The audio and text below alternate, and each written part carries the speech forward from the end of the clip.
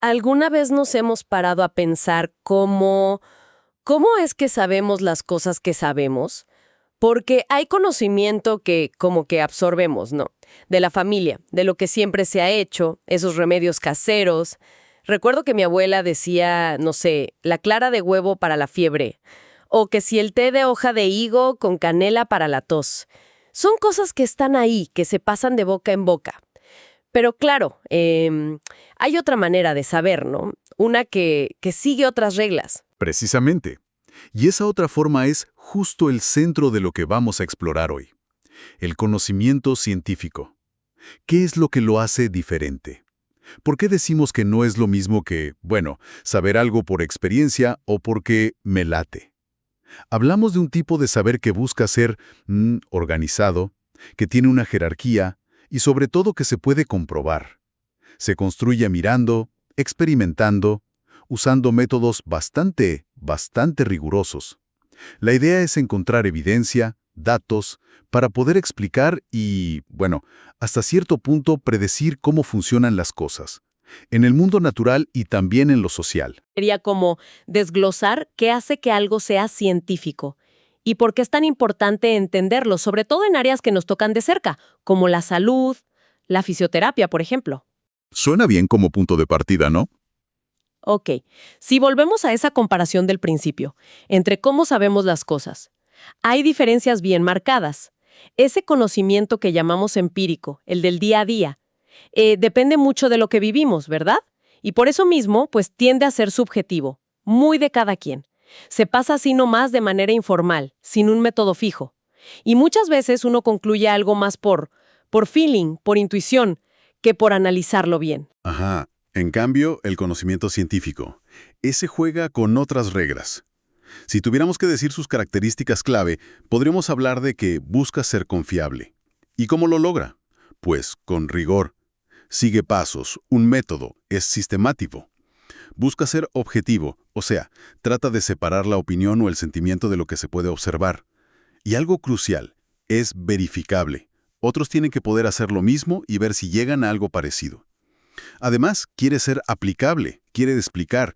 Por eso busca la universalidad, que lo que encuentra sirva más allá de un solo caso. Pero ojo, con una condición súper importante. Tiene que ser refutable. Refutable. A ver, ¿qué significa eso exactamente aquí? Refutable quiere decir que cualquier idea científica tiene que estar abierta a que la cuestionen y, potencialmente, a que la desmientan si aparece nueva evidencia que dice lo contrario. No son verdades escritas en piedra, ¿eh? La ciencia avanza justo por eso, porque se autocorrige, porque está dispuesta a revisar lo que dice. Si una hipótesis, una idea, no aguanta las pruebas, los experimentos, las nuevas observaciones, pues se descarta o se cambia. Esa capacidad de ser refutada es, aunque suene raro, una de sus mayores fortalezas. Y todo esto se va armando con hipótesis que se prueban, leyes que describen cosas que pasan siempre igual y teorías que intentan dar explicaciones más grandes. Y esa búsqueda de objetividad es central, ¿no? Se insiste mucho en eso de separarse de lo personal, de las emociones, de lo que uno cree. El foco está en los hechos, en lo que se puede medir. Y hasta el lenguaje que se usa es más preciso, más formal. Exacto. La objetividad es como el norte, una meta constante en el método. Se trata de analizar las cosas intentando que nuestras propias creencias o nuestros deseos influyan lo menos posible. Cuidado, esto no significa que los científicos no tengan emociones o creencias, ¿eh? Son personas. Pero el método científico está hecho para funcionar como un filtro, para que las conclusiones se apoyen en la evidencia, no en lo que a uno le gustaría que fuera. Es un esfuerzo constante por ver las cosas como son, bueno, dentro de lo que podemos con nuestras herramientas y nuestra perspectiva. Ahora, es verdad que a veces las ideas brillantes parecen salir de la nada, ¿no? Una observación al pasar, un momento eureka. Se cuenta mucho lo de Newton y la manzana, aunque parece que es más leyenda que otra cosa. Pero entiendo que la ciencia, aunque se inspire en una chispa así, necesita mucho más. No alcanza con la ocurrencia. Efectivamente, un descubrimiento así, espontáneo, una intuición genial. Puede ser la semillita de una investigación futura. Claro que sí. Puede llevar a plantear una hipótesis interesante. Pero la idea solita no es conocimiento científico todavía. Para que lo sea, tiene que pasar por todo ese proceso sistemático del que hablábamos. Hay que formularla bien, como algo que se pueda poner a prueba, someterla a pruebas rigurosas, analizar los datos objetivamente y ver si se sostiene. La ciencia es todo ese camino, no solo el chispazo del inicio. Y esa búsqueda de explicaciones con evidencia, a veces, bueno, choca con creencias que están muy metidas en la gente. Pienso en eso que se dice de los sismos en México en septiembre. La idea de que en septiembre tiembla más. Es algo que se escucha mucho. Es un buen ejemplo de cómo la ciencia aborda estas cosas. Esa creencia popular viene de que, bueno, han coincidido varios sismos fuertes en ese mes a lo largo de los años. Es una observación empírica, ¿no? Basada en la experiencia de la gente. Pero científicamente, no hay evidencia que diga que septiembre, como mes, tenga algo especial que haga que tiemble más. La sismología explica que México es una zona muy activa sísmicamente todo el año, por las placas tectónicas y todo eso. Lo que sí hace la ciencia es calcular probabilidades, usando datos históricos, geológicos, identificar qué zonas tienen más riesgo, pero no puede predecir un sismo para una fecha exacta. Busca las causas de fondo, los patrones, más allá de que justo coincidan en el tiempo. A veces, esas creencias populares sí pueden reflejar un patrón real que la ciencia después investiga y explica, pero otras veces son solo eso, coincidencias. Un lado muy, muy delicado, la ética. Ha habido casos terribles en la historia, donde la ciencia, o lo que se decía que era ciencia, cruzó límites gravísimos. Se mencionaban ejemplos como el experimento de Tuskegee con la sífilis en población afroamericana. Les negaron el tratamiento a propósito. O los experimentos espantosos del Holocausto. Es fuerte hablar de esto, pero creo que es importante porque muestra de forma brutal cómo la ciencia sin ética se puede deshumanizar completamente. Es fundamental no olvidar esos episodios oscuros, justamente porque fueron lo que impulsó a crear las normas éticas tan estrictas que tenemos hoy para investigar con seres humanos. Códigos como el de Nuremberg, la Declaración de Helsinki, nacieron como respuesta directa a esas barbaridades. Nos enseñaron, de la peor manera, que buscar conocimiento nunca puede justificar hacer daño, engañar o pisotear la dignidad y los derechos de las personas. La ética no es algo que se le añade a la ciencia si sobra tiempo, ¿eh? Es parte intrínseca, irrenunciable, sobre todo cuando trabajamos con gente. ¿Y cómo se lleva esa responsabilidad ética a la práctica de todos los días? Por ejemplo, en fisioterapia. Pues se traduce en poner siempre primero el bienestar y la seguridad del paciente. Un fisioterapeuta tiene que usar sus conocimientos de forma objetiva, claro, basándose en la mejor evidencia científica que haya. Pero jamás debe ver al paciente como un caso nomás, o peor, como un objeto para experimentar. El ejemplo del síndrome de Guillain-Barré que se mencionaba es útil. Hay que tratarlo con conocimiento, con técnica, buscando que la persona recupere su función, pero siempre dentro de lo seguro y con el consentimiento de la persona. No se pueden probar cosas raras o no validadas a ver qué pasa. La objetividad científica tiene que ir de la mano con la empatía, con la responsabilidad ética, el respeto al paciente, a su autonomía, a su integridad. Eso es lo primero. Entendido. Ahora, si llevamos este enfoque riguroso y ético al día a día de la fisio, ¿cómo se ve eso en la práctica? ¿Cómo se construye y se aplica el conocimiento científico ahí? Se decía que la fisio junta cosas de ciencias naturales, física, biología, para entender el cuerpo, pero también de ciencias sociales, para entender a la persona en su mundo. Exactamente. La fisioterapia de hoy se apoya mucho en un concepto clave, la fisioterapia basada en la evidencia, la FBE. ¿Qué significa eso? Que las decisiones clínicas, qué tratamiento usar, cómo evaluar, qué esperar, no se basan solo en lo que siempre se hizo o en lo que a mí me gusta más como terapeuta, sino en juntar tres cosas. La mejor evidencia científica que tengamos, que viene de investigaciones serias, la experiencia clínica del profesional, su ojo experto, digamos, y, muy importante, los valores, las preferencias y la situación concreta del paciente. ¿Y cómo se consigue esa mejor evidencia científica? Mencionaste investigaciones rigurosas. Bueno, se usan distintos tipos de estudios, pero se valora mucho lo que se llaman revisiones sistemáticas y metaanálisis. Estos son básicamente estudios que juntan y analizan de forma crítica los resultados de muchas investigaciones anteriores sobre una pregunta concreta. Por ejemplo, sirve esta técnica para el dolor de espalda. Al combinar los datos de muchos estudios, se tiene una visión más fuerte, más fiable que la de un estudio solito. La FBE nos empuja a los fisios a buscar activamente esa evidencia y a usarla con criterio en la práctica. ¿Y este enfoque basado en evidencia ha cambiado mucho la forma de trabajar? Se me viene a la cabeza el ejemplo de la lámpara de infrarrojos, que antes parecía que estaba en todos lados. Totalmente. La lámpara de infrarrojos es un ejemplo clásico de cómo la FBE y la tecnología van cambiando a la práctica. En su momento, bueno, era una herramienta útil para dar calor superficial, termoterapia.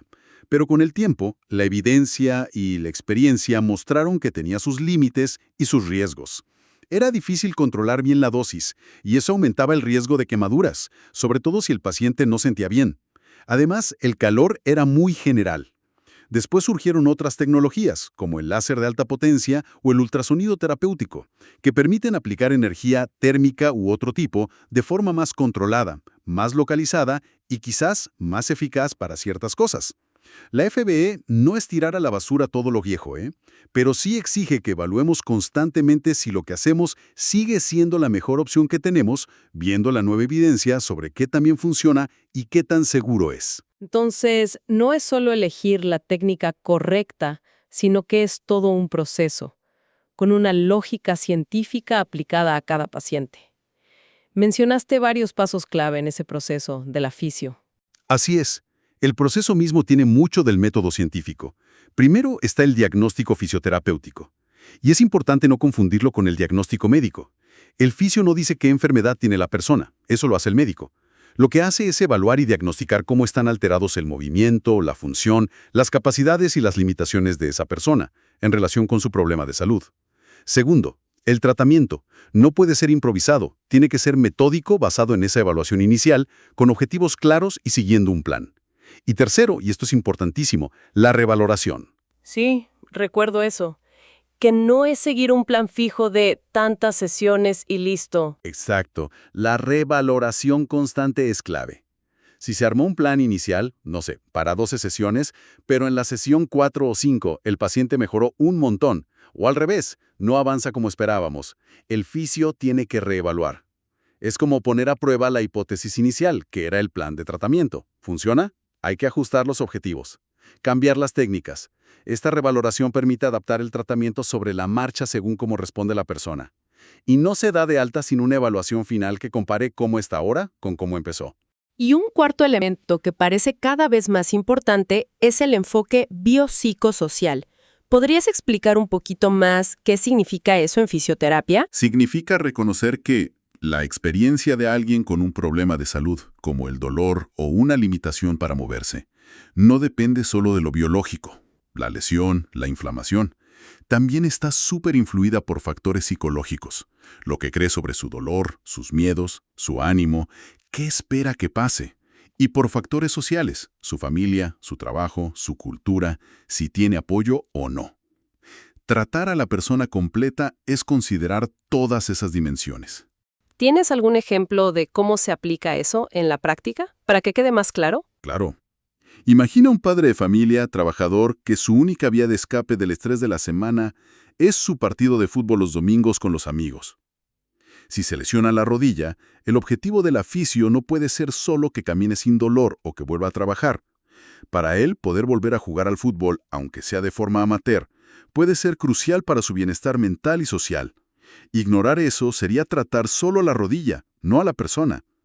Otro ejemplo, la gente mayor que va a terapia. A veces el contacto social, que los escuchen, que los atiendan, es tan o más importante para su bienestar general que aliviar un dolor crónico leve. Incluso la relación misma entre el terapeuta y el paciente es un factor psicosocial. Si no hay buena conexión, si no hay confianza o la comunicación falla, eso puede afectar los resultados, por muy buena que sea la técnica que uses. Amplía la mirada. Entonces, una fisioterapia realmente científica y centrada en la persona va mucho más allá de aplicar técnicas en músculos o articulaciones. Necesita entender a fondo al individuo en todo su contexto. ¿Y cómo se aseguran los fisios de mantener ese rigor en un enfoque tan complejo? Aquí es donde la documentación, que a veces parece pura burocracia, juega un papel clave. Las notas clínicas detalladas no son solo para cumplir o para tener un respaldo legal, que también lo son, claro. Son una herramienta fundamental para aplicar el método científico en el día a día. Permiten registrar de forma sistemática cómo llegó el paciente, la evaluación inicial, lo objetivo y lo subjetivo, qué objetivos acordaron, qué plan se hizo, cómo fue avanzando sesión a sesión, qué se hizo, cómo respondió, qué cambios hubo, y la revaloración final. Esta documentación hace que todo el proceso se pueda seguir, se pueda verificar, y permite reflexionar sobre lo que uno hace, ajustarlo y aprender.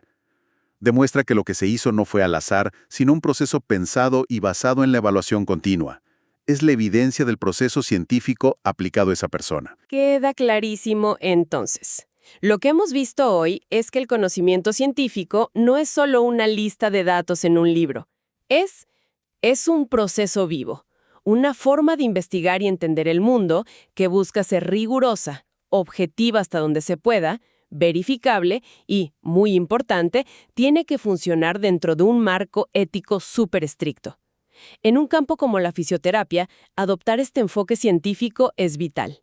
No solo porque lleva a tratamientos que funcionan mejor y son más seguros, sino porque asegura que el centro de todo sea la persona real, con sus complejidades biológicas, psicológicas y sociales. Se diferencia mucho del saber puramente empírico o de la simple opinión, aunque, a veces una observación casual o una experiencia personal puedan ser la chispa que encienda una investigación científica formal. Y como una reflexión final, quizás para quienes nos escuchan, después de esta charla sobre cómo se arma y se aplica el conocimiento científico, con sus reglas, su búsqueda de evidencia, su uso en la salud y sus límites éticos indispensables, ¿cambia esto en algo la manera en que filtramos la cantidad enorme de información que nos llega todos los días? Pensemos en lo que vemos sobre salud en redes sociales, en noticias que se presentan como verdades absolutas o incluso en esos consejos de toda la vida que hemos oído siempre. Esto nos deja una pregunta importante, creo, para seguir pensando. ¿Cómo podemos aplicar un filtro más crítico, más basado en esta lógica de la evidencia, a toda esa avalancha de información que nos rodea?